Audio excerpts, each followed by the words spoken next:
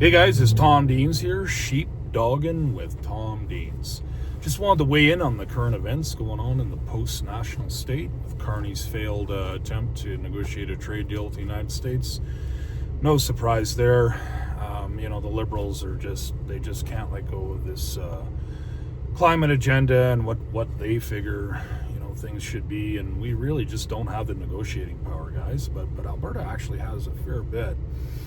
And we are much more so aligned and share the same more, like I would say, core values as the United States.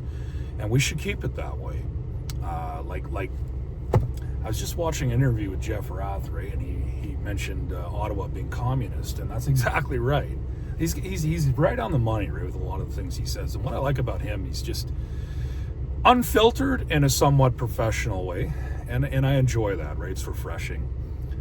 He speaks his mind and calls things out for what they are, and we need a lot more of that here. So again, look into what the Alberta Prosperity Project is doing, and they've done a lot of work, guys, and just spend a little time, invest a little time. And the greatest thing that we could do in this generation is to create an independent Alberta. Like, it'll be a great future for our children, and we can define constitutional law. It'll give us the opportunity to do that. And then we don't have to put up with things like when our prime minister goes around saying like Muslim values are Canadian values. And then, when you look a little bit more deeply into that, when you look at what Sharia law is really trying to do, you'll quickly come to realize that this is in complete opposition to, I would say, a liberal democracy, quote unquote. So, and we can say no to these things very easily. And if people don't like it, then they can go. And that's the beauty of it, right? Like, when you look at all the countries around the world, like, most of them are actually trying to preserve their culture, and there's nothing wrong with that. But here, it's Gad Saad, I think he talked about the suicidal empathy, and that's exactly what's destroying the West. It's mind-blowing. This globalist infection, and part of it's the woke mind virus, but it's the globalist mind virus that's really rampant in Canada here. And we are governed by extremely weak people that are really trying to set everything up for the best interests of the corporations. And they've abandoned the ethical compasses and the value system that we had in place. Like, those are the foundation stones. These people cannot be trusted in anything they do. It's all theater. It's just a game. And I just want to encourage you guys, think about the possibilities of what we could do by creating an independent Alberta. And of course, I'm going to talk about a little bit of how Carney recognized Palestine. The Canadian government recognized the state of Palestine, right? Like, I think it was about a year ago, right? And if you guys actually understood how these people govern themselves, it's not a liberal democracy, guys, right? So, and you look at Israel is a liberal democracy in the sense that it's very similar to here, with respect that they have all the different groups and they try to live, I'm going to say, quote unquote, peacefully together within the confines of their nation, right? So, in Palestine, that would not be the case. So. And of course, Mark Carney doing these things is like, well, if you're going to say that, well, then, we should work and create an independent Alberta, and let's split off and do our own thing. Since he has no problem doing that and interfering, as far as I'm concerned, with what's going on in the Middle East with his useless commentary. So that only fuels me more to support what's going on here.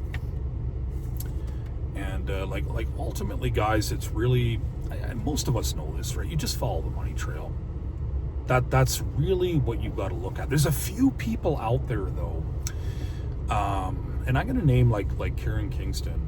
I really respect the work that she's been doing all throughout the COVID fiasco and the theater that was going on there and all the lies. And she's recently just reported on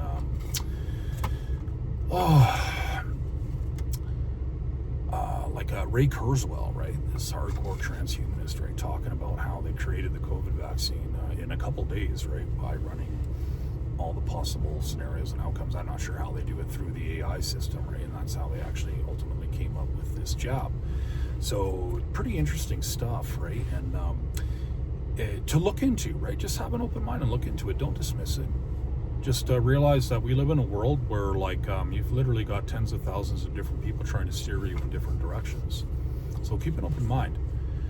And also, she was highlighting a little bit about Tony Robbins, right? And he's actually talking about the nanotechnology and how this is going to be linked to the AI data systems, and that ultimately, I created an infographic on this actually, just with ChatGPT, and it really actually illustrates all these concepts very powerfully, how quantum dots are interconnected and kind of phased within the biosensors within your body, and how it relays information to the outside AI data centers. And we're going to be like literally like kind of transceivers, like biological transceivers, right? Ultimately, plugged right into this AI system. I mean, honestly, guys, I'm not a big fan of this stuff, right? Like, I understand that there's some things that potentially could be positive, but my main concern with all this kind of stuff is makes me think of Dr. Noah Yuval Harari, where humans are hackable animals, and the whole concept of free will be over. And I think ultimately that's the plan, that's the end game, right? You'll either be plugged into the system, participate in the economy, they will establish the parameters of freedom. Of course, it'll be an amoral system, and it's completely godless, because they will be the gods, the programmers ultimately, right, of the system. And to me, once you're fully integrated, fully dialed into this, I don't believe that you'll actually have the free will that you currently have today. So think about these things, guys. For me, of course, I'm always going to be advocating for an independent Alberta. I welcome all forms of disagreement, provided it's respectful. And I'll just tell you this too: don't waste your time on people that troll you. It's a waste of your energy. It's pure garbage. And just let their words be water off your back. They have no power, only if you allow it to. And it's very important in this day and age to know where you stand, and keep educating yourself. No one's got it all figured out. But again, it's Tom Deans here, Sheepdog and Tom Deans. Have a good day.